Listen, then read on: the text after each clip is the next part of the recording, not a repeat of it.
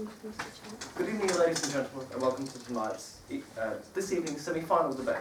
My name is Ilya, and I'm the chairman of this debate. The timekeeper is Charlotte. This debate will be judged by a panel of three adjudicators, Ms. Herden, Mr. Posselidis, and Ms. Hay. The topic of this debate is that voluntary euthanasia legislation should be incorporated in South Australia. The affirmative team seated to my right is from Immanuel College, and the negative team seated to my left is from Pembroke School. The speaking time for this debate is 5 minutes. A single warning bell will sound 1 minute before the speaking time. A double bell will sound at the speaking time, and a continuous bell will be rung 30 seconds after the speaking time. Please ensure that all mobile phones are switched off. I declare this debate open and call upon the first affirmative speaker, Jamie Amber.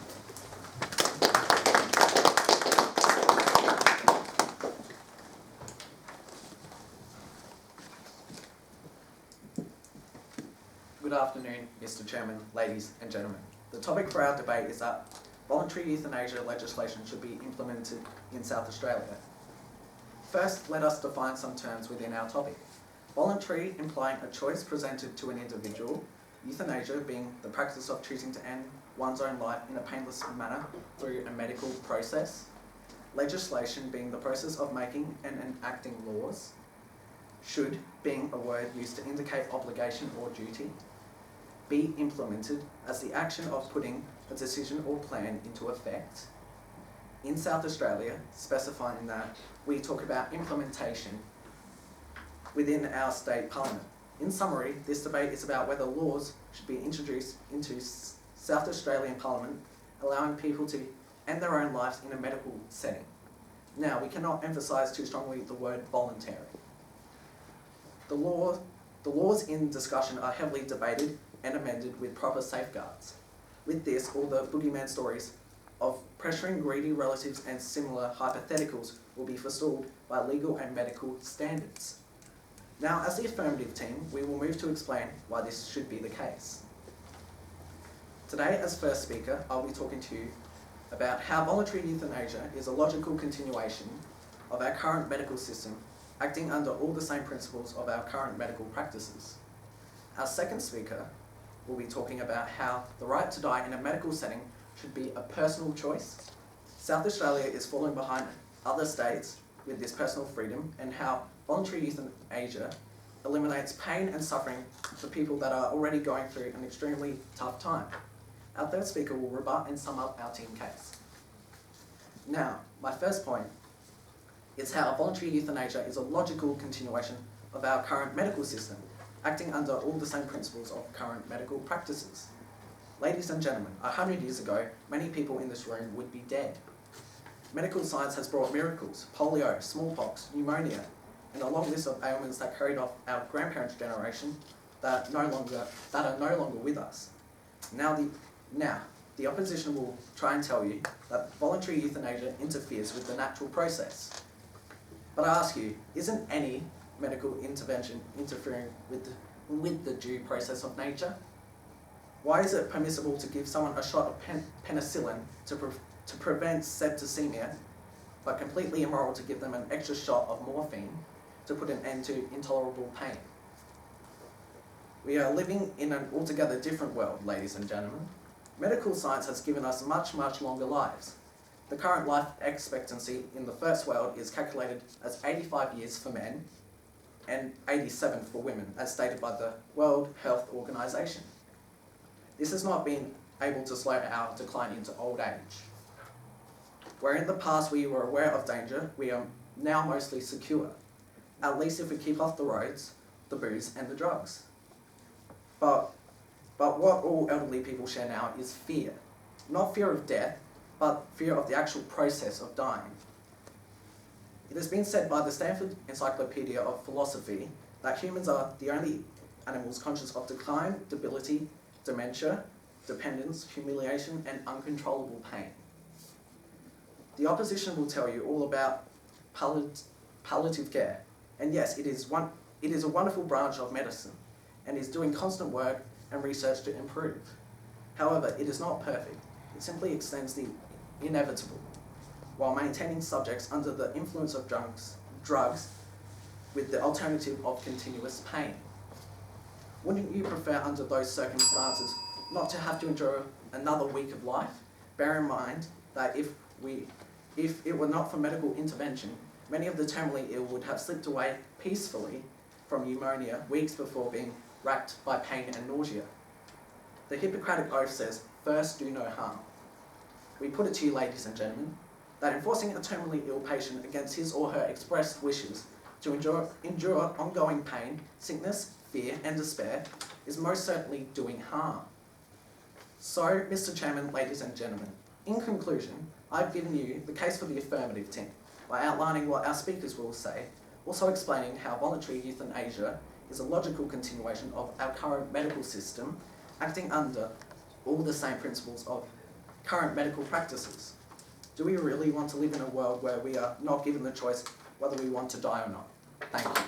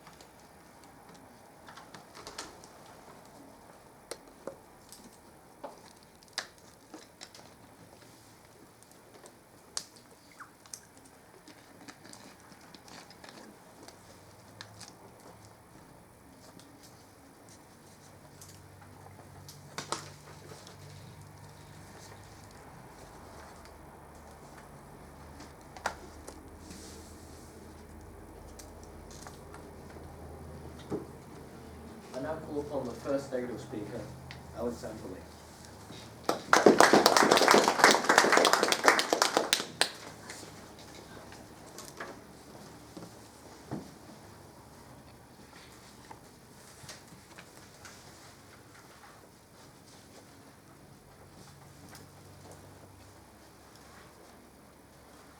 Good evening, Madam Chairman, ladies and gentlemen. The topic for our debate is that voluntary euthanasia legislation should be implemented in South Australia. We agree with the definition given by the affirmative team, however would like to add that voluntary euthanasia is per request of patients who are terminally ill. We, the negative team, believe that this statement is false. Tonight, as first speaker, I'll be discussing the ethical issues in supporting voluntary euthanasia, as well as the unforeseen consequences. Our second speaker will speak about the degradation in care for the terminally ill, which results from euthanasia, and that it exposes the vulnerable to pressure in ending their lives. Our third speaker will rebut and sum up our team case. The first affirmative speaker has stated that voluntary euthanasia should be implemented as people want to die for a reason, so they can't live with such pain. However, euthanasia cannot be described as relieving suffering. According to the AAP Medical Journal, a suffering person who is relieved of suffering is in a position to experience the relief of suffering. But a person who is killed is dead, and so such a person no longer has any bodily experiences. The corpse of a person who has been killed neither feels pain nor any bodily experiences. Indeed, human beings who are killed no longer exist at all, so technically euthanasia cannot say that it relieves their suffering. My first point is that legislation of voluntary euthanasia is unethical, as it accepts that the lives of those who have terminal illnesses are worth less than others. Australian culture has taught us the moral principle that life is valuable, and one should not give up even in tough times. Voluntary euthanasia opposes this and focuses on the suffering and pain, so is hence unethical. For South Australia to implement such a practice allows the not morally acceptable intention of killing a patient, rather than encouraging them to see their inner value.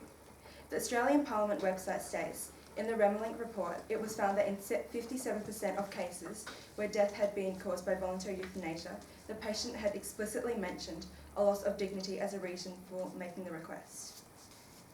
It is not right to let the possibility of South Australian residents to develop an assumption about the quality of life for people with terminal illnesses, as incapacity may be perceived to be an inferior state of being.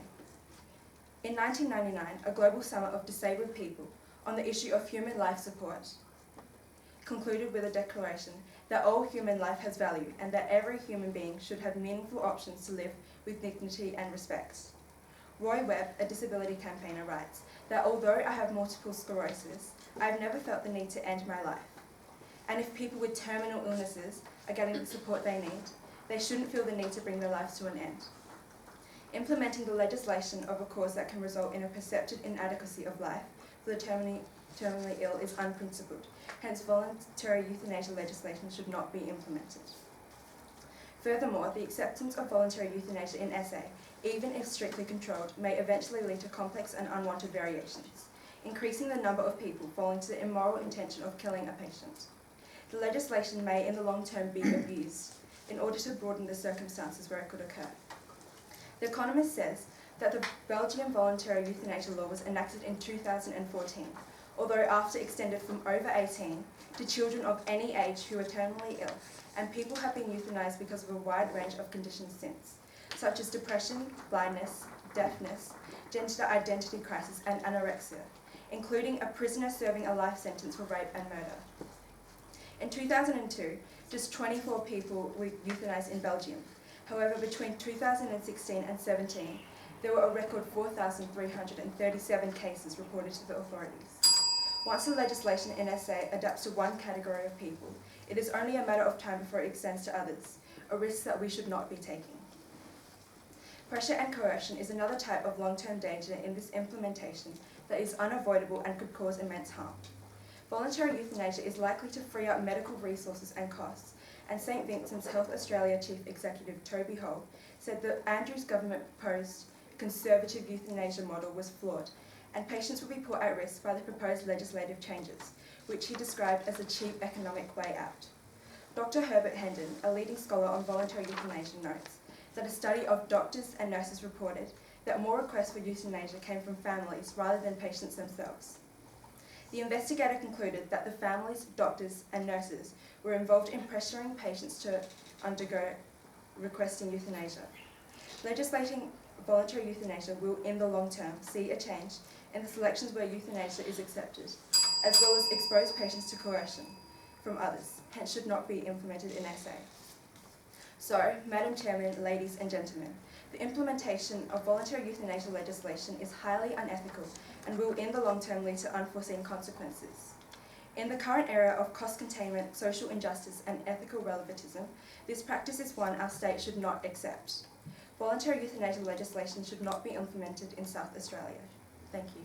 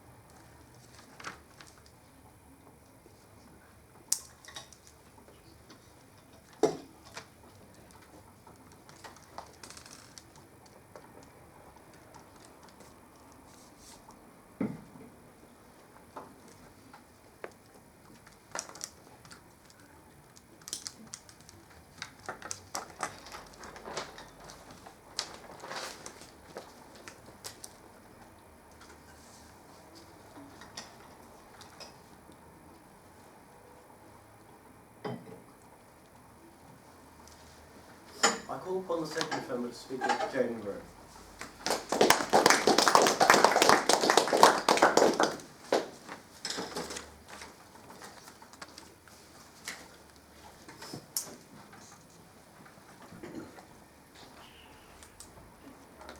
An According to the Australian Institute of Health and Welfare, 38% of deaths in Australian hospitals occur in palliative care wards, housing terminally ill patients.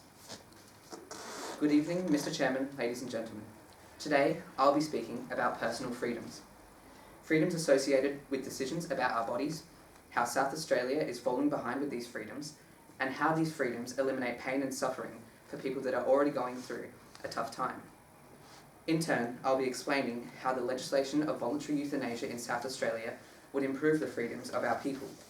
However, first, there were some major flaws in the negative team's arguments that need to be pointed out.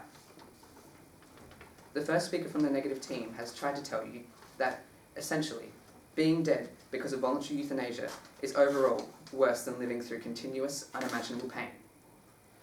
This is wrong because, as many terminally ill people would agree, living through this pain gives the patient such a low quality of life that it isn't worth continuing palliative care treatment. She also provided one specific case of someone who would not euthanize if euthanasia was made legal. However, this is one specific case. Many others would disagree and would be waiting for the day that voluntary euthanasia would be legalized. Our first speaker has already outlined the legislation that we will use throughout our case, moving to explain how voluntary euthanasia is a logical extension of our current medical system, acting under all of the same medical principles and practices that we have today. My first point is that the decision to end someone's own life should be a decision made by the individual. At the moment, in South Australia, this is not the case. Currently, patients that are terminally ill and wanting to end their suffering are not able to because there are no legislations in place which allow for this to happen. Ladies and gentlemen, we live in a free society. Why is it that at the end of our lives there is an exception to this freedom of decision? Why is it that terminally ill patients are forced to lose their dignity and freedom when it is needed most? Ladies and gentlemen, it is quite well known that in history, South Australia has been one of the most fair and free states of Australia. According to the Australian Electoral Commission, SA was the first state to allow women the right to vote, and the first place in the world to allow women the right to stand for Parliament. The rest of the Australian states were years behind South Australia in this, with Queensland the second state to allow these rights, only allowing them in 1915, 20 years after South Australia. Not only was SA the fairest in terms of gender, but also race, being the first Australian state to allow Indigenous people the right to vote, and the first state to prohibit racial discrimination. South Australia was also the first state to appoint female police officers, the first state to admit women to university degrees, the first state to legalise abortion. The list goes on, with many more examples that prove South Australia has given its people the most freedoms throughout history. However, when we look at the freedoms in the present day, we find that 6 other Australian states and territories have either already passed legislations regarding voluntary euthanasia or are in the process of doing so. South Australian Parliament is usually at the forefront of legislating these rightful freedoms. However, it seems that currently our legislators have not even started making progress on any legislation regarding voluntary euthanasia. Ladies and gentlemen, the only people that will be able to access voluntary euthanasia are those that are on their last leg and are suffering at the end of their lives. Voluntary euthanasia should be a choice made by those that are in pain, that are dying to escape the immense pain of their final days or weeks. To prolong a patient's pain and suffering against their will goes against the Hippocratic oath of doctors, stating, "I will abstain from all intentional wrongdoing and harm." So, Mr. Chairman, ladies and gentlemen, in conclusion, throughout our history, South Australia has long been an advocate of freedom. However, when it comes to voluntary euthanasia, it seems that South Australian Parliament has done nothing to help and accommodate the needs of these desperate people. At a time when these patients are in unbearable pain and suffering, and when with every second they are slowly and painfully approaching death's door, these people are given no attention. The end of someone's life is when we should be caring for them the most, and allowing them the simple freedom of choosing to do what they wish with their bodies. Ladies and gentlemen, depriving these incredibly unfortunate people of this simple but so much worthwhile and important freedom is insulting. It is not our role or our right to dictate what these people can and cannot do with their bodies, at a time when they are so vulnerable. Even worse, depriving people of voluntary euthanasia goes against the fundamental rule of being a doctor, to do no harm. We need to legislate voluntary euthanasia for the good of all terminally ill patients suffering unbearable, unimaginable pain. Thank you.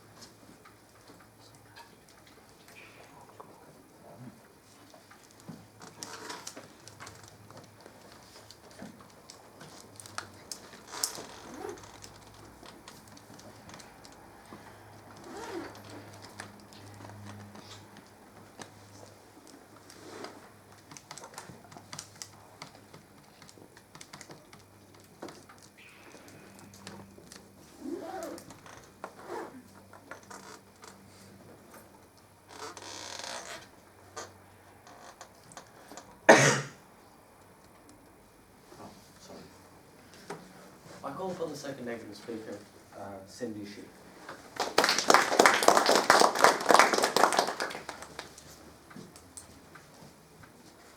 Good evening, Mr. Chairman, ladies and gentlemen.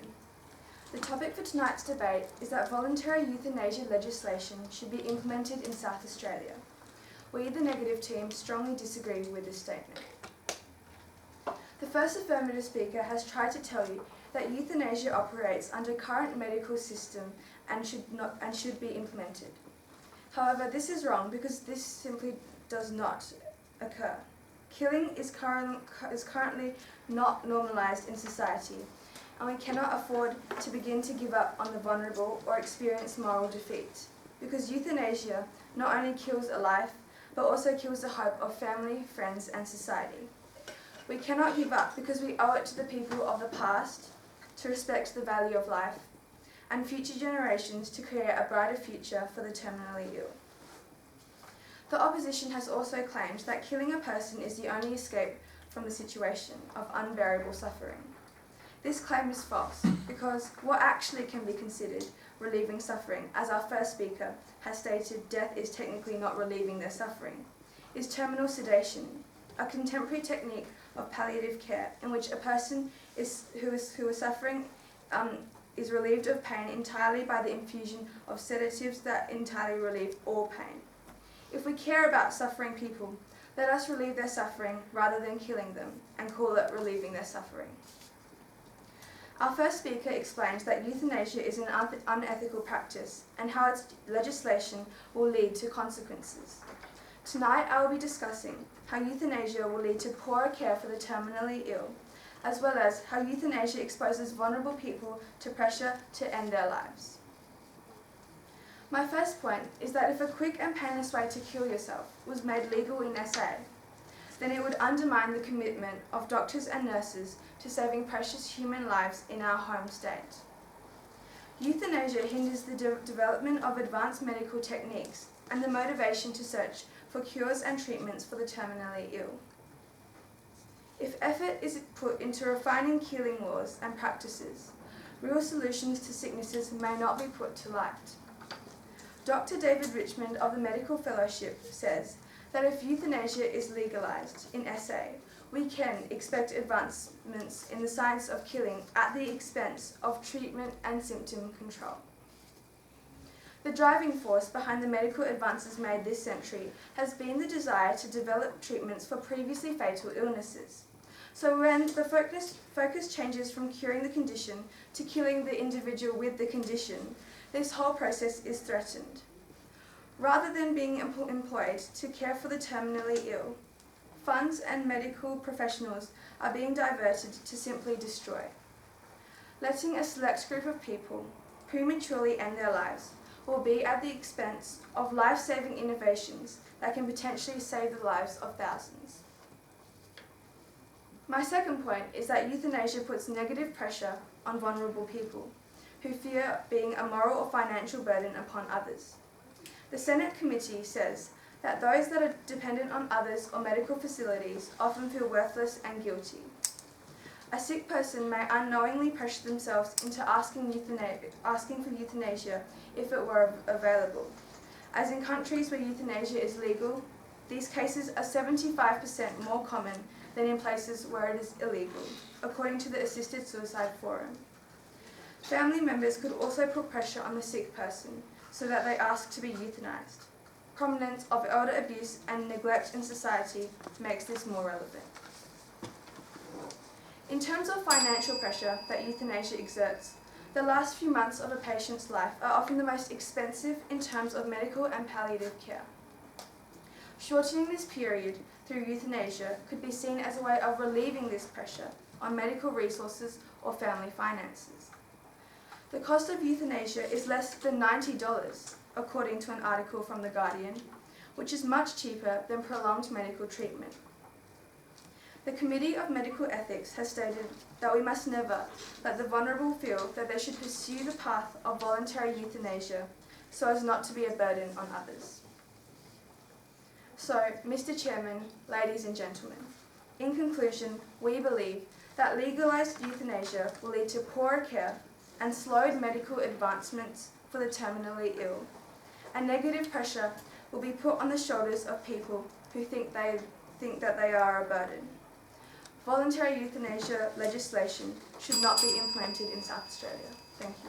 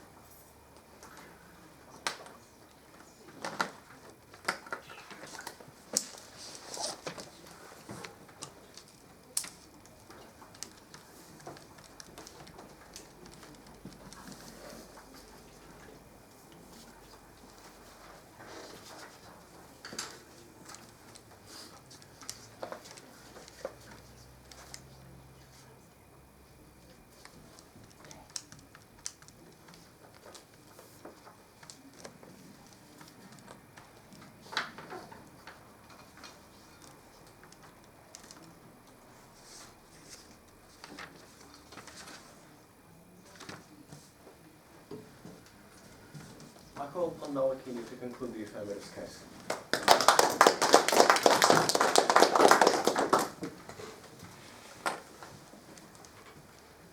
Good evening, Mr. Chairman, ladies and gentlemen, and honourable members of the negative team.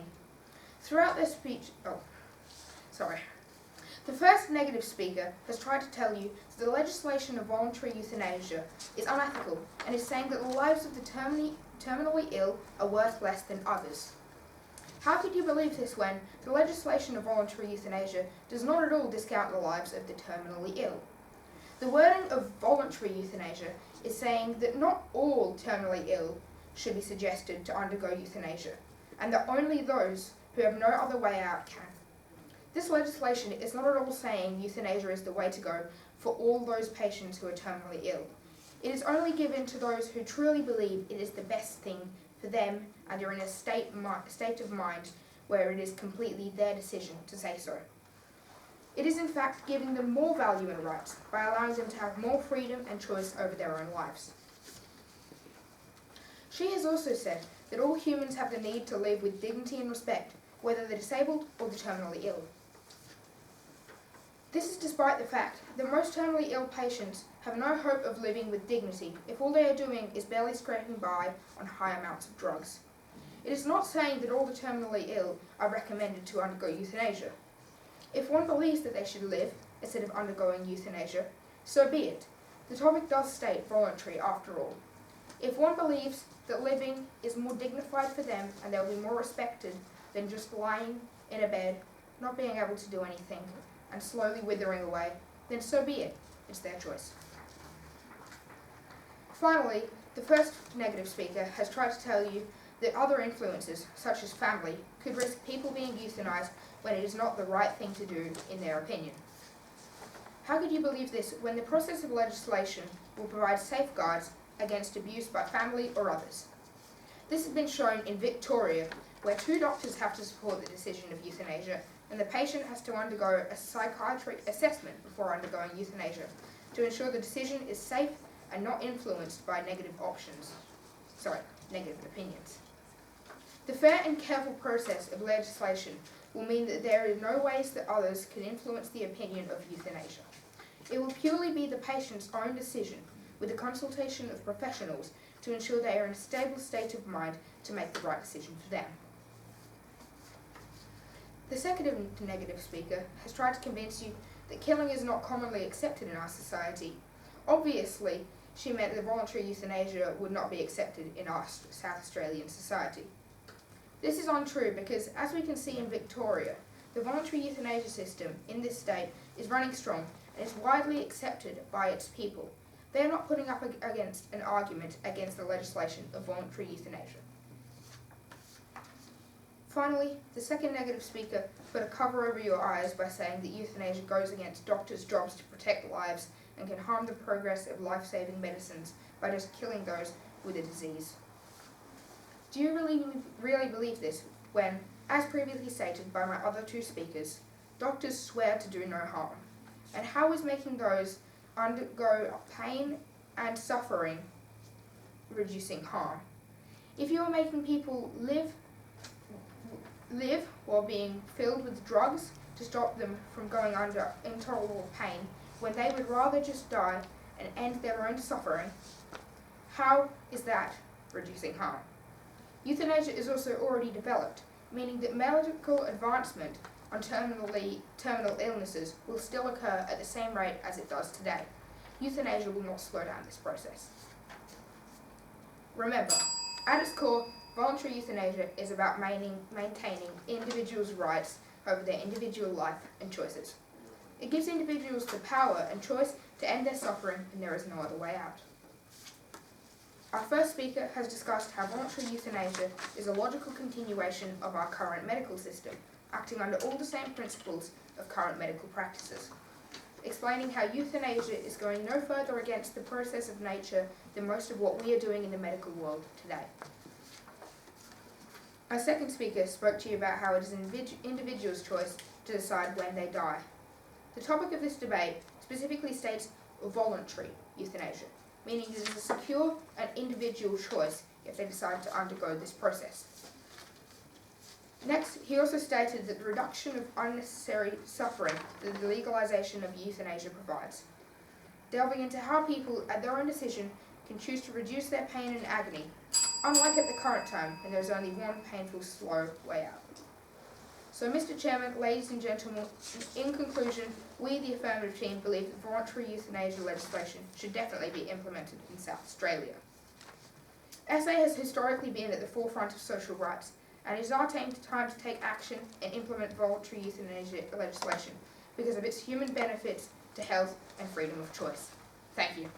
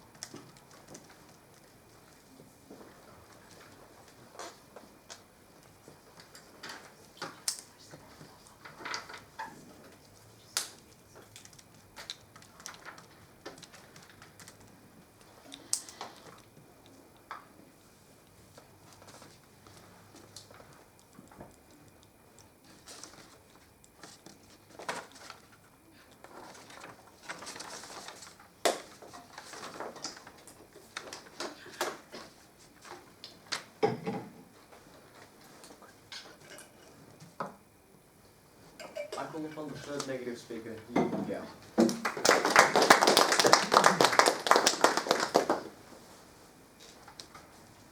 Good evening, Mr. Chairman, ladies and gentlemen.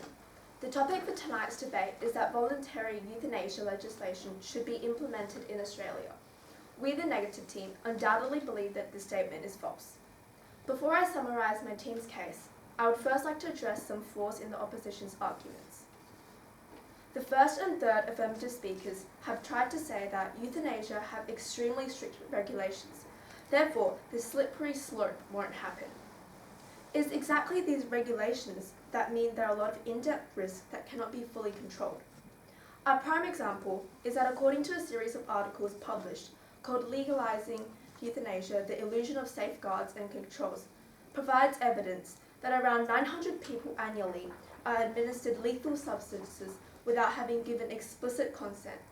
And in one jurisdiction, almost 50% of cases of euthanasia are not reported. Despite these safeguards, more than 500 people in the Netherlands are euthanized involuntarily every year. For every 5 people euthanized, 1 is euthanized without having given explicit consent. Attempts at having to bring these cases to trial have failed, providing evidence that the judicial system has become more tolerant over time of such transgressions. The second affirmative speaker has attempted to say that people have a right to die. The idea that everyone is a sovereign and should have control over all aspects of their life and body is itself a flawed one. Dr. O'Neill from The Guardian further clarified this argument in stating that he sees moral exhaustion in a society that no longer sees life for its own sake as de facto good. With it being important that society doesn't give the green light to voluntary euthanasia. That life is worth living, however difficult it might be, is valuable. Saying to people, well, maybe your life isn't worth living and maybe you should give up, is an example of what he calls moral defeatism. Societally speaking, as we move towards a cultural paradigm that increasingly sees individual liberty as the ultimate moral good, we have to reckon with those instances in which life and liberty do not coincide. Therefore, are these so-called rights worth arguing for when we lose a part of our core moral values in society? Few would argue that individual liberty is a bad thing, but it's worth recognizing what we lose when we collectively change our value system to accommodate its supremacy. After all, we can't decide our own birthday, so why we should be able to decide our own death day. The second and third affirmative speakers have tried to say that we should respect people's choices when it comes to euthanization. Yes, we should respect people's choices. However, it is when these choices are hindered by other circumstances that we must intervene. Research has revealed that most terminally ill patients requesting euthanasia have major depression, and the desire for death in terminal patients is correlated with mental illness. As sourced from the US National Library Institute Medical Research, in 2018, India, out of the 191 terminal cancer patients, 3 expressed desires for death. These 3 were coincidentally the only 3 diagnosed with severe depression. As seen from these statistics, it is clear that these people need our help to live, to come out of depression, not our help to die. They need rehabilitative care, not euthanization. The third affirmative speaker has tried to tell you that we can both have euthanization and it will not be able to affect the palliative care. It lies in the fact that if we legalize euthanasia while trying to better palliative care, long-term solution, people will automatically take part in a temporary one that requires less effort and thought. The truth is, people naturally do not want to risk taking on a task that has such massive responsibility, and if there is any way out, they will look for the easier one. Therefore, we need to not legalize euthanasia to show to society that there is no simple solution towards this ongoing issue. The third affirmative speaker has also tried to say that palliative treatment involves extensive use of drugs that hinders the person's ability. Behaviour induced from drug influences can be fixed through rehabilitation while alive. However, death is permanent. As by monk Thich Nhat Hanh said, because you are alive, everything is possible. Our first speaker addressed the unethicality of voluntary euthanasia and how it insinuates that the life of the ill are useless compared to others. She has also discussed how late determination of people deemed undesirable. Our second speaker has stated how voluntary euthanasia has led to lower care for terminal very ways. So in conclusion, Mr. Chairman, ladies and gentlemen, we the negative team are certain that voluntary euthanasia legislation should not be implemented in South Australia. Thank you.